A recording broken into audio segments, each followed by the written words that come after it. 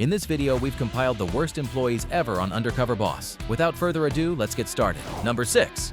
Tito from Moe's Southwest Grill. My name is Paul D'Amico, and I'm the president of Moe's Southwest Grill. Welcome to Moe's! Moe's is a high-energy restaurant.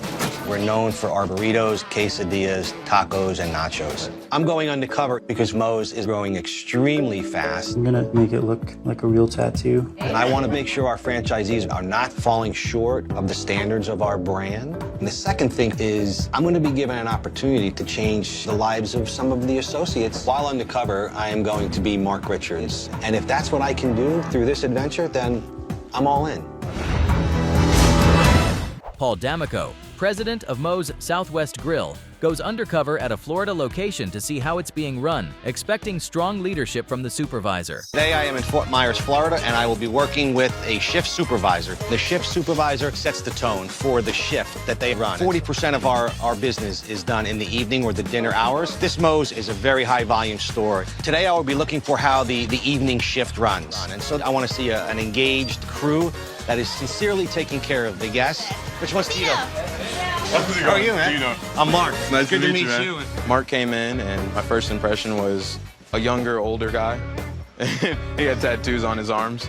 Here, let's go to the back and get you your hat and name tag. He looks like he wants to be younger than what he is. This is our main dining room right here. How long have you been doing this? 9 months. Wow. Yeah, I just got recently promoted about 2 months ago. Well done. Yeah. During my first interaction with Tito, he said, I'm going to show you one time, I'm not going to show you again, and you're going to do it right. And First thing, I'm going to show you how to roll a burrito. I'm going to show you one time. If you don't understand, don't ask me again, ask one of them. Okay. I'm going to show you this one time. Why are you being so strict? Because this is how I am with everybody. And that was a bit shocking to me, because that is not how you train within Moe's. You're going to flap it right down the middle. You're going to tuck over it and just keep rolling. Straight down. Straight down. What are you doing wrong already? Tuck the sides. Tuck and flip the back. And come across. All the way to the top. There we go. Tito's a little flippant with me. Probably one of the slowest people here. He's a little bit too direct for just meeting me today. You know, he didn't make me feel at home. You're going to take over from here. You hear me? Take over. Well, as the leader of the brand, I don't like to see managers run a shift like this. It's not a professional atmosphere. Paul is quickly caught off guard when he meets Tito and sees how he trains new employees.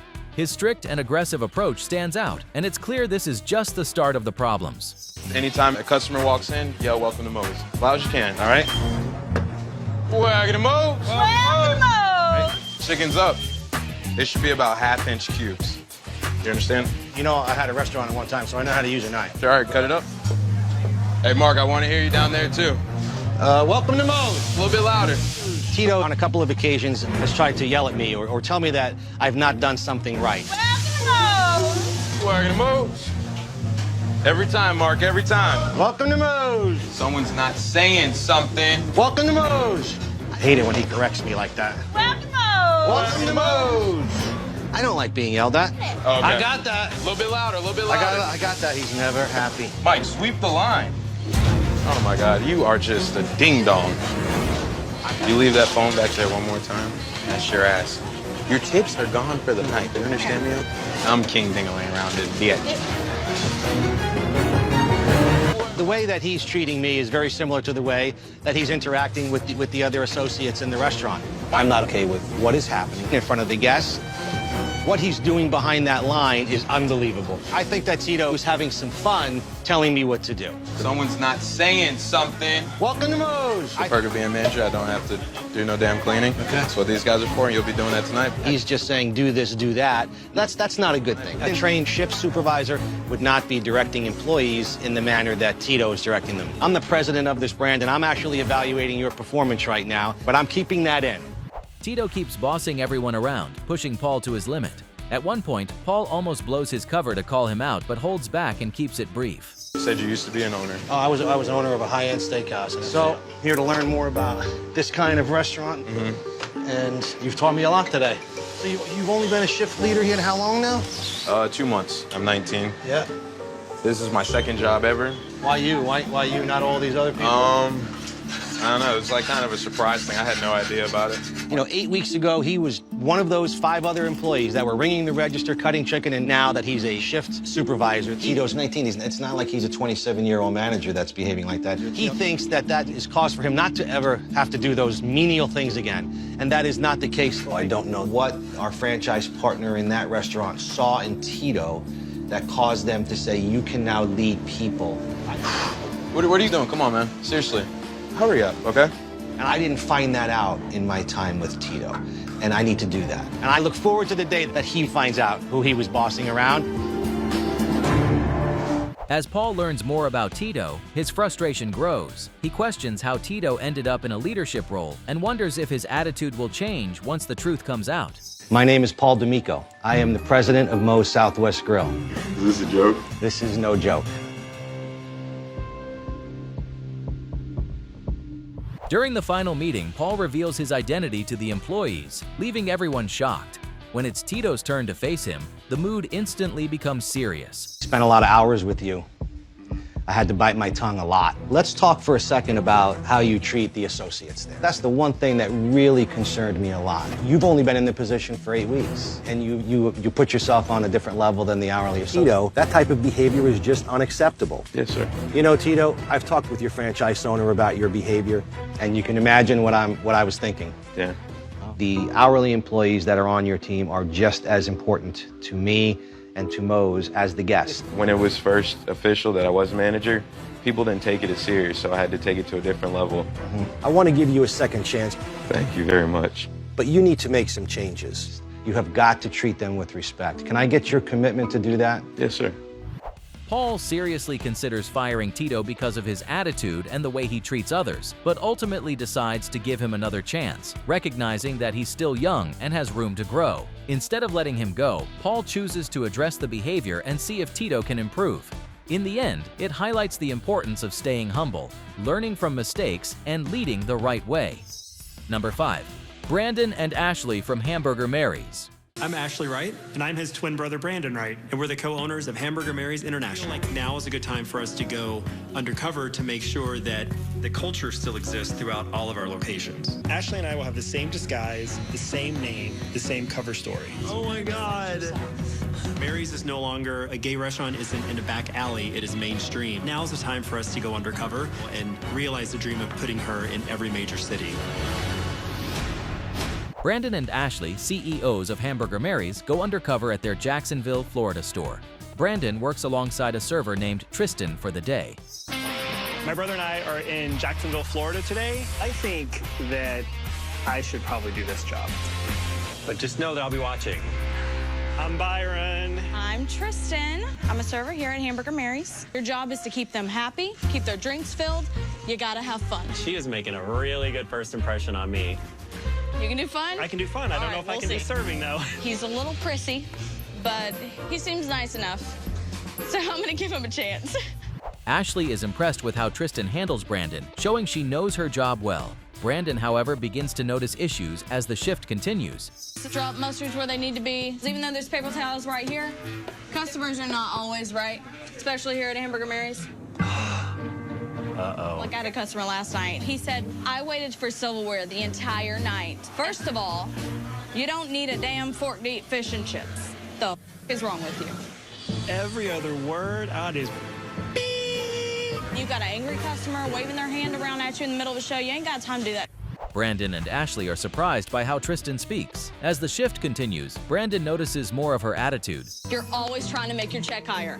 That's money, money, money. That's what we're doing. Money, money, money. Always suggest our most expensive mixed drink, the Bossy Bottom and the Total Top. I can't lose money. I try to raise my ticket price as high as possible. If my check is lower, my grat's lower, and that angers me. They ask for water, I'm gonna ask them if they want bottled water, because I don't really like giving you tap water. Money, money, money, money. I'm a little concerned that she's putting herself first. I like that she really was eager to upsell, but customers come first. We'll see how it is interacting with customers, though. Tristan continues showing her attitude. Unaware Brandon is one of the company's CEOs. He holds off on judging and watches how she handles customers. How y'all doing? Excellent. Do you know what you want to drink? A water? No, but tap Just regular tap water, or you want Tap sponge? You started out with tap water. That's your mistake. Okay, so start out with the other one. Okay. It's the power of suggestion, really. Don't do it again. Oh my God, customer first. She kind of is a little terrified. And that's another $3 off of my check. We are trying to raise our check. Upsell, upsell, upsell, upsell. And I've said that to him 100 times tonight. $1 here, $1 there, it adds up, and it's bothering me that he's not getting everything that I told him to. Do a shot of whiskey. Actually, 2 shots of whiskey. You are partying tonight if you're doing that. He is taking so long at that one table. Oh, she looks pissed. He's gonna kill my tips. Okay. Oh my God, she's so mad. Brandon takes too long with one table, and Tristan gets upset, saying it's costing her tips. As the shift continues, she stays frustrated, while Brandon and Ashley grow more concerned with her behavior. Number 4. Callie-Ann from Tilted Kilt. I'm Ron Lynch. I'm the president and founder of Tilted Kilt Pub and Eatery. I've been in the food business for many years, but I decided I wanted to do something different. The Tilted Kilt started in the Rio Casino in Las Vegas. We bought the name and got our first pub going, and from there, the Tilted Kilt is one of the fastest growing sports pubs in the United States. We hope to be 93 pubs by the end of the year. Some people think our servers are X-rated.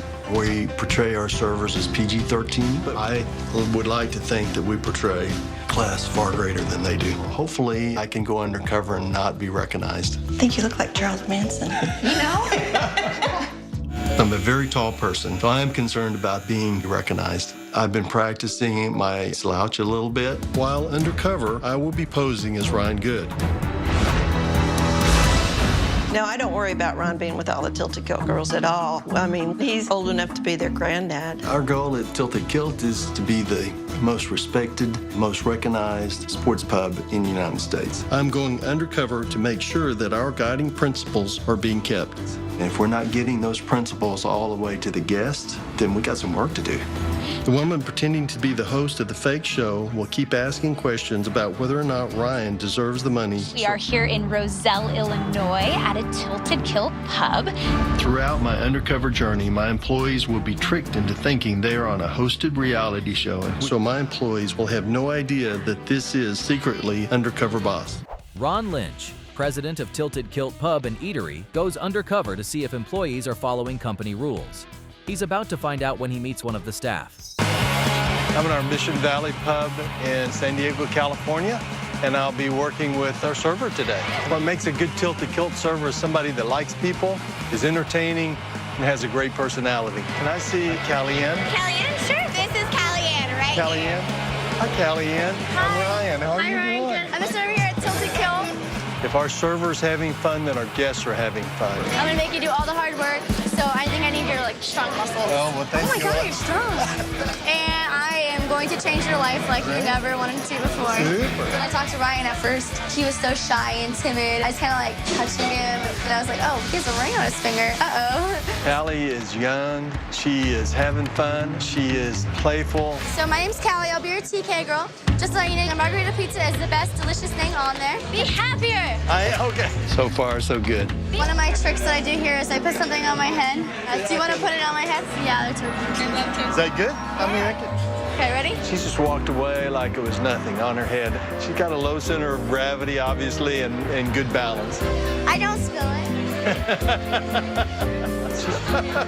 That's what we're talking about. I'll be right back. I'll do it. You can do it? Are you sure? I'll do it. I will always give anything a try, but I'm not letting her mess with this wig. After meeting Callie-Ann, Ron is impressed by her personality and how she works. Because of that, he doesn't expect what she does next. Callie's telling inappropriate jokes that made my hair stand on end. I mean, that was so bad. We don't do that. There's a line that we do not cross. That's a problem. But she was using it to justify doing some things that I think were not appropriate. We're over the lines. What does a priest and acne have in common? It's Tilted Kilt. It's a little bit tilted. To Tilted Kilt, we want to portray class in all things, and we don't do that. Callie-Ann has heard us say many times that the Tilted Kilt, we're a little different. We're tilted. We're wanting to get some fun shots. You got any recommendations? They're asking for shots. My favorite shot is a pink. But she suggested it. I'm not sure that that's appropriate for our servers. That is the name of the drink. You can open up the bar books, and there it is. Do you guys want to try it? Tilt-a-kilt, we want to portray class in all things. No mature person should do that. Okay, so he's going to pour it in your mouth. I'm going to pour it in his mouth. Cheers. You have to. Do it. Do it. He wants you to do it. He wants you to do it. I like to have fun. I like to try having people party. Chug it. Chug it. Chug it. Chug it. I like to whip cream people in the face. She needs some help. As he watches Calliean's behavior, Ron is caught off guard by the language she uses. It's not what he expected, but instead of reacting right away, he holds back and decides to learn more before making any judgment. What do you want to do from here? I want to go to school. I've been really lazy and been blowing it off, but I really want to try getting my GED. Callieann doesn't even have her high school diploma. How can she progress in life? You never finished high school? I've got daughters. I just want to take Callie and say, no, Callie, that's not right. I don't know what I want to do yet, so just get my general ed out of the way, and hopefully I find myself and figure out what I want to do. She can't do that. Don't do that. She needs some guidance. After learning more about Callieann's situation, Ron starts to see her differently and wants to guide her like a daughter. Now it all comes down to how she reacts when she finds out who he really is. Hey, Callie, how are Hi. you doing? Good, how are you? Good. So tell me about Ryan. I like Ryan as a person. I don't think he has what it takes. I think you shouldn't do it. Shouldn't do it. We've never met? I don't know, have I? I'm Ron Lynch. I'm the president and owner of the Tilt-a-kilt. Is that you? I'm so confused. Well, I was Ryan, but I'm not really Ryan. Did you cut your hair? I'm so nervous now. Yeah. It kind of makes me feel like this is Undercover Boss. Callie, I want to thank you for helping me see firsthand what's going on in my pubs. I feel so ditzy and blonde now. But you made me uncomfortable. Did I? Did I really? It's because you're married. It's not that. As the president of the company and the owner of the company, I wasn't liking what I was seeing. At the Tilt-a-kilt, we have some guiding principles, portray class and everything we do. You cross that line. You need to mature. When Callieann finds out it's Undercover Boss, she's excited at first. But because of her earlier behavior, Ron is uneasy. The moment turns emotional, and she starts to worry she might be fired. Callie, you're an important element to our business, and I want to provide you a mentor. I think you'll really like her. Thank you so much. And for you to say this makes me feel really good. If you'll get your GED, I'll give you $10,000 to go to any school you want. I can't begin to be thankful to you and happy, and it makes me want to get things done as fast as I can, and this opportunity is huge. I want to go back to school. I want to go to college as fast as I can, be a grown-up for once in my life. I need to do better for myself. Ron is moved by her story and decides to give her another chance. In the end, she comes close to being fired, but instead gets the opportunity she needs. Number 3. Cortland Gray of PV Electronics. My name is Cortland Gray. I'm the Chief Operating Officer of PV Electronics. When I graduated from college, I actually tried to get into the music industry, so I've always had an interest in this side of the business. Working with your parents can be a bit challenging. Partly PV is my stepfather. He's the CEO. My mother, Mary, is president of PV Electronics. Working for Hartley is great. I mean, he's a great guy. We can argue sometimes. Yeah, that can happen. Usually get indigestion after I have lunch with him. I don't want to be a spoil sport. I think we should put you in a dunking booth. Just don't spend much money. Of course not. PV exploded onto the stage with the live music boom of the 1970s and continued to grow throughout the 80s and 90s. People end up buying with their pocketbooks, and if the price isn't competitive, your product will get overlooked. Sadly, I don't think the U.S. population really cares if it's made in America anymore. I think it's important for me to get in the factories and really get a better understanding of what's going on. I don't think I'd get the full information if I was going in as me or if you were going in as you. Cortland Gray, COO of PV Electronics, goes undercover to see how the company is really running. Disguised as a regular worker, he steps onto the floor to experience what employees go through every day.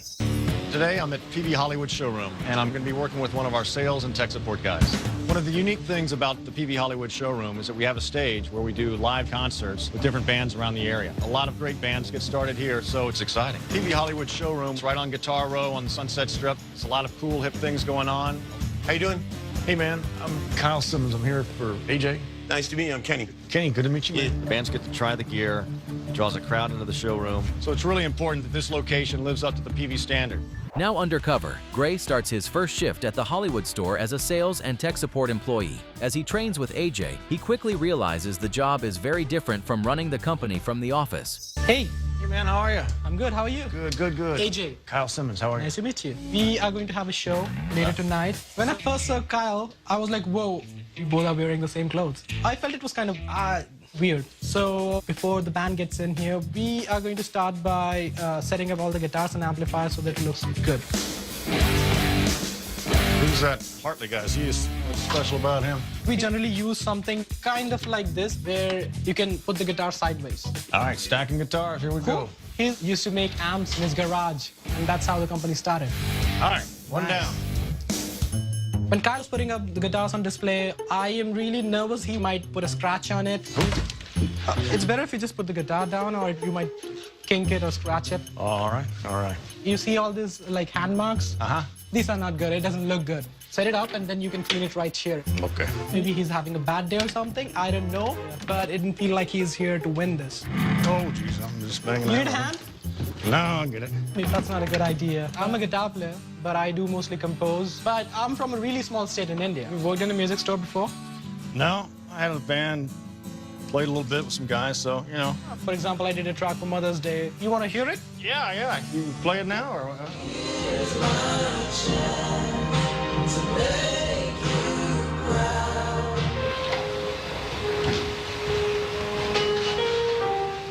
That's me.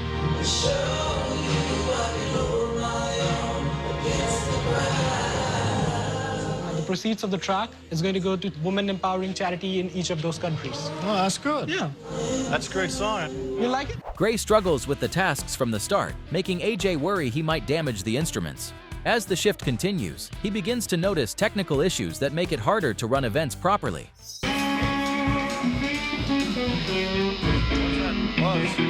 Your neck pickup's buzzing a lot. Let's try it on the back.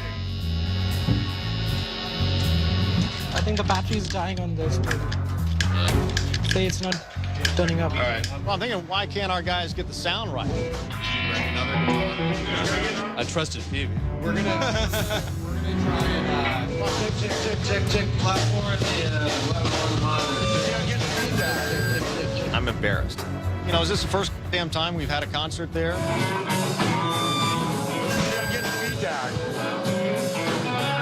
Couldn't hear the singer. They knew it. I knew it. I think the audience knew it.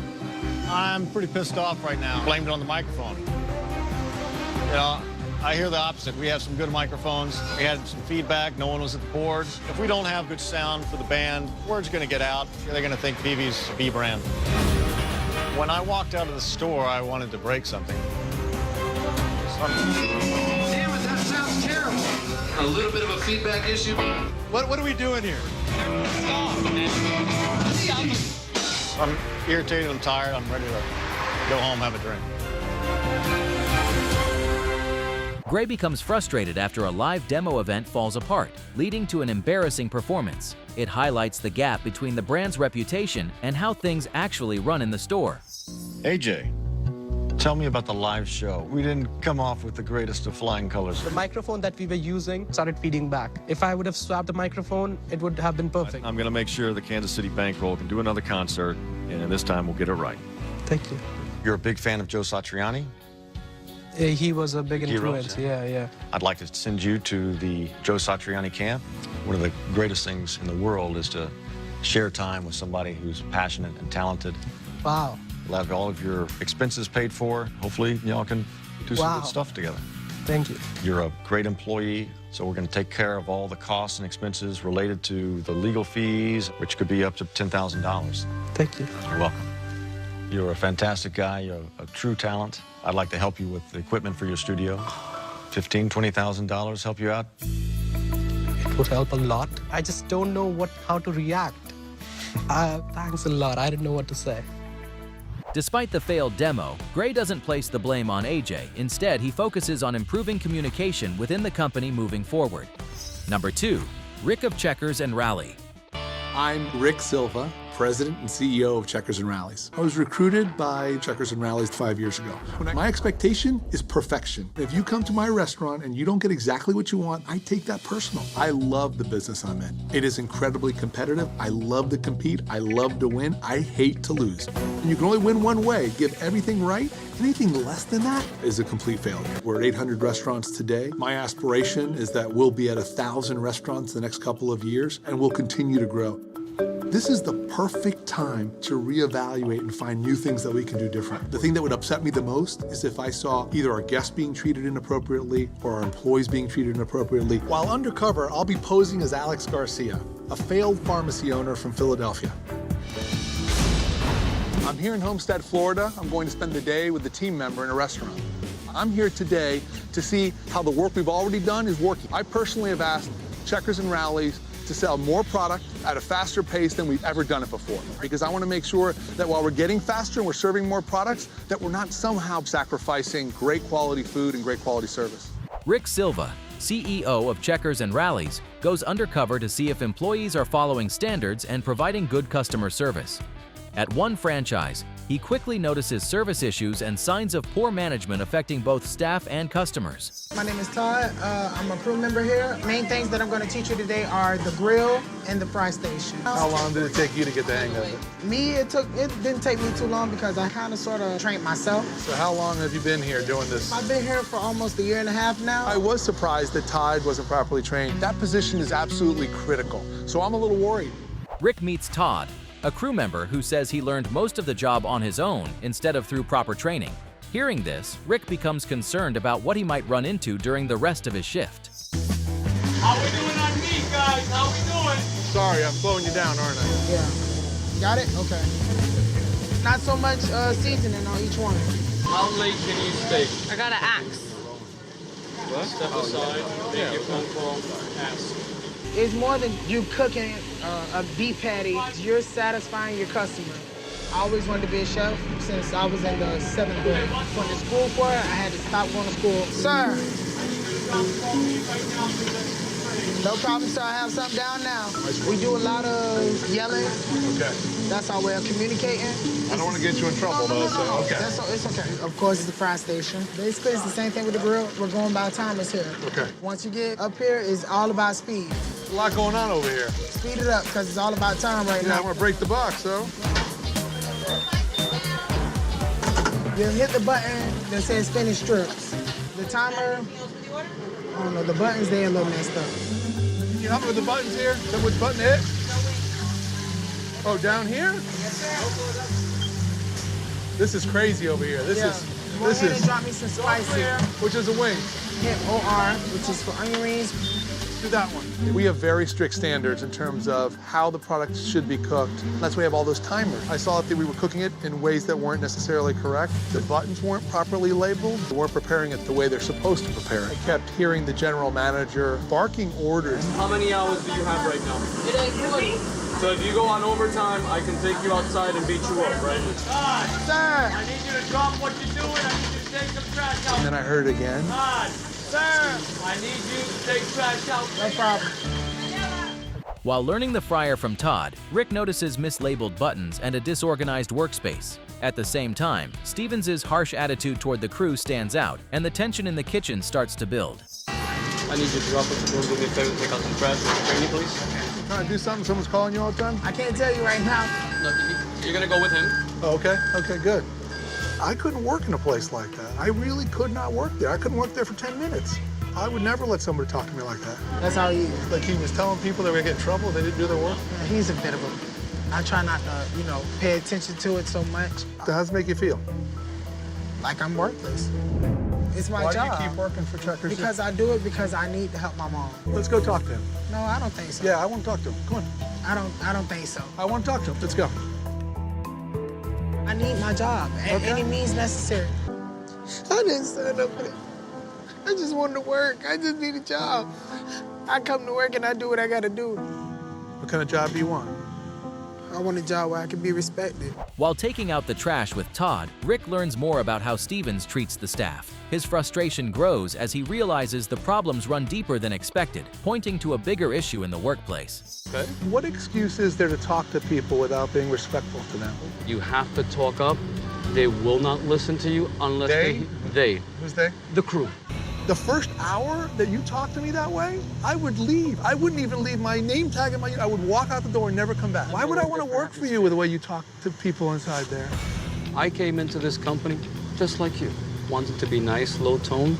It doesn't work. If I don't scream at them, they don't listen to me. But I'm not gonna let you continue telling me I'm disrespecting my crew. Have you been in the fast food business before? No, I haven't. Have you any experience in the restaurant business? Actually, I do. I'll be honest with you. I do have experience. I'll tell you exactly. Maybe that's my problem. Have you been in the restaurant business at all?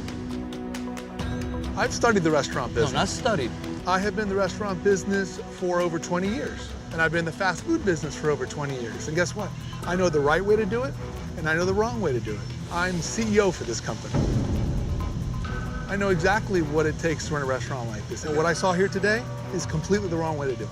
I was asking people questions about what was the right button, and they didn't know what the answer was. Right now, you're not doing the job to our standard, and so you don't belong in that restaurant.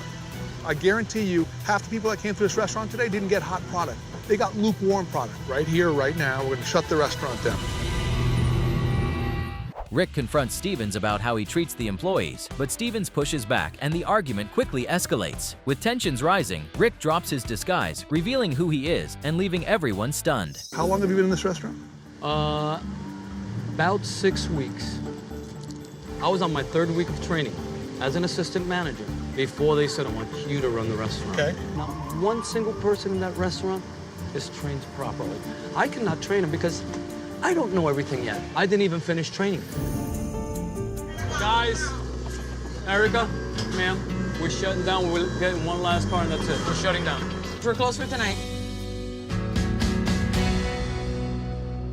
I'm very disappointed. I'm disappointed in myself because at the end of the day, accountability rests on my shoulders because we didn't properly train them. I'm mortified. I actually am mortified that it happened, but there really was no other solution under the circumstances. Stevens explains he was never properly trained and that no one in the store received real training.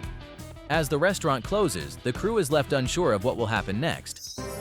My name is Rick Silva. I'm CEO of Checkers and Rallies. I decided that we weren't going to keep operating this restaurant. We're going to close it. So we're losing our job? No, you're not losing your job. I want to apologize to all of you guys because I let you guys down. The reason I'm shutting this restaurant down is because of you guys. The truth is, if we haven't trained you to do it, you're doing the best you can. It's not your fault at all.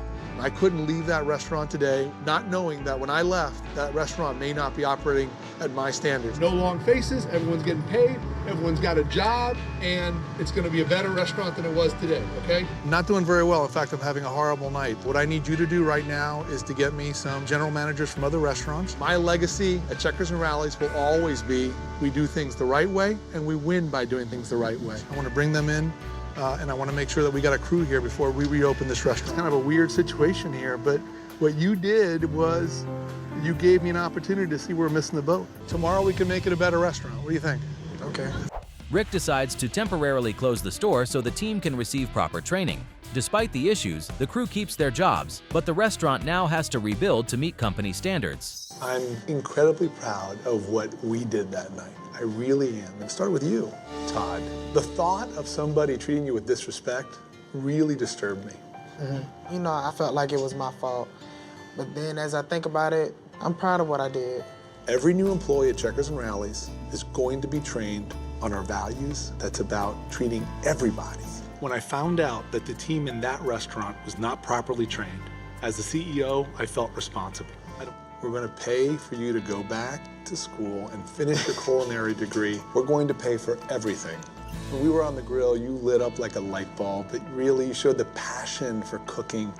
Well, we want to put your dreams back on the table. So we're going to give you $15,000. Wow. To help cover those expenses. You told me about how much pressure you have because your mom counts on you to bring home the money. Yeah. It feels so good. It really does. I really feel like I need to give you a hug. Give me a hug. I'm gonna stand up for what I believe in. It's my time to shine. When Rick meets Todd again, he follows through and makes sure the team gets proper training. He's impressed by Todd's dedication and helps him take a step toward becoming a chef, realizing the biggest problem started at the top. Number 1. Andy of Fatburger. I'm Andy Wiederhorn. I'm the Chief Executive Officer at Fatburger.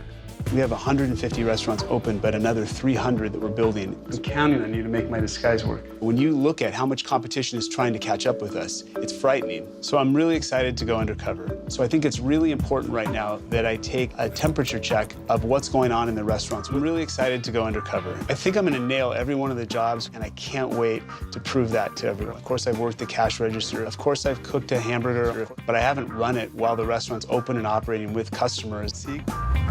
Today I'm visiting Fatburger in Mesa, Arizona. I'll be working as an assistant manager. I want to understand what's going on in this community that's not driving customers into this restaurant. This is one of our oldest franchisees in the system. Their sales had hit an all-time low.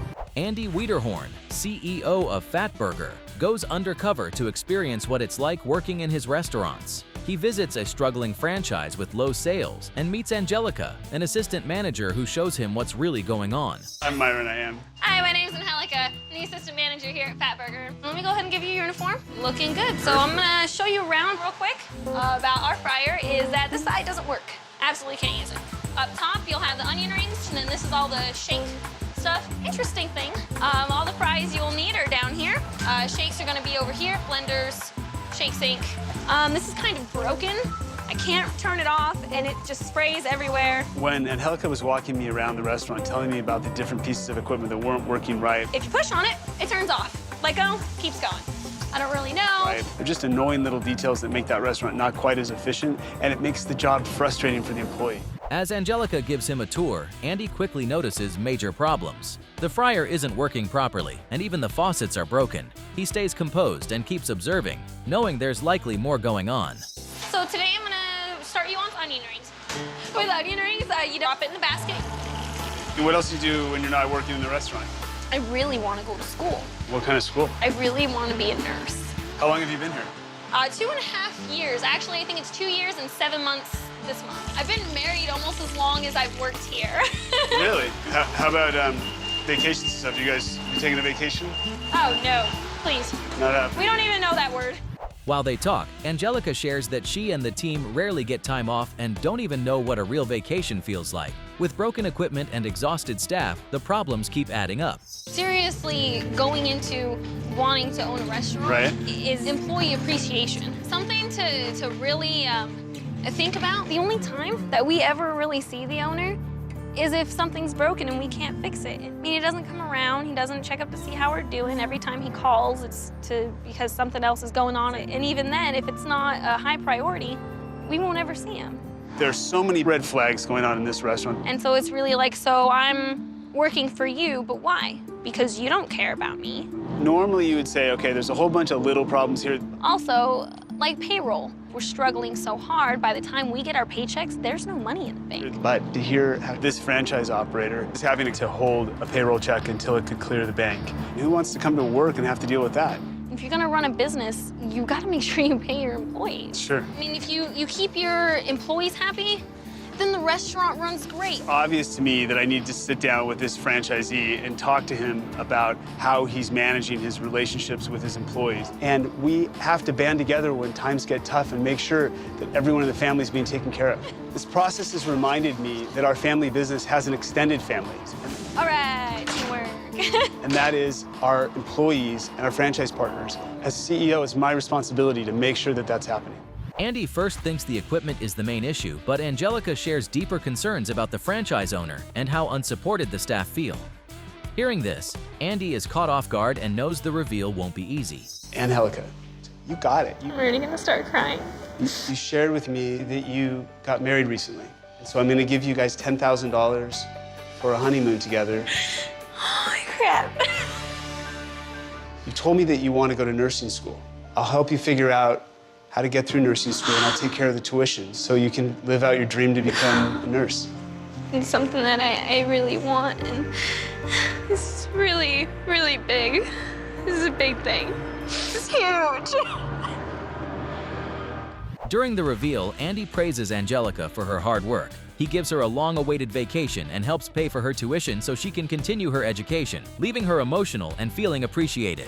One of the things you shared with me was about employee recognition. I came to your store because I knew something was really wrong with it, and you told me that you didn't feel that you were appreciated. So hold on a second. Hi, can you come in? Hi. Hey, how are you? Hi there. Marcus is the franchise owner for the store that you work for, your boss.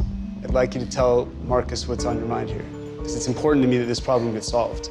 I feel that there is a lack for positive reinforcement, especially when we're short on equipment and things don't work out the way they're supposed to, and it's not recognized for customers to be upset at us because they don't know what's going on. It's frustrating because we want them to come back. Where you live. Marcus, you understand what Angelica's talking about, which is there's frustrations with the equipment and things being broken. I really feel like, you know, I wish I could do more for you. It's hard for an employee who's hourly did not get their paycheck.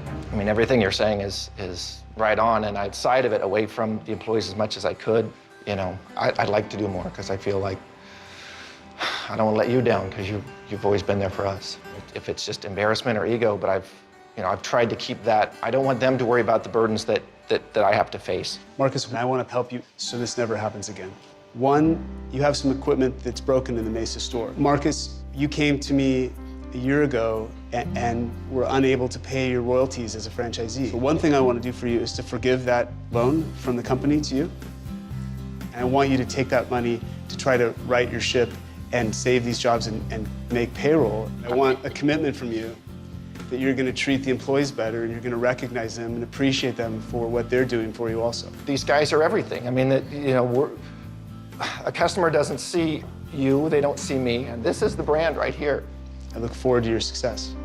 It feels so good to finally have someone that's listening and responding back. It's amazing. My voice was heard means so much. It really does. Good luck to you. Andy brings in Marcus, the franchise owner, and confronts him directly. He waives $75,000 in fees, giving him one last chance to fix the operation and support his employees. By the end, emotions run high, the team feels heard, Angelica feels recognized, and Andy makes it clear that leadership is about people, not just profits. If you enjoyed this video, click here to watch the times when employees got fired on Undercover Boss.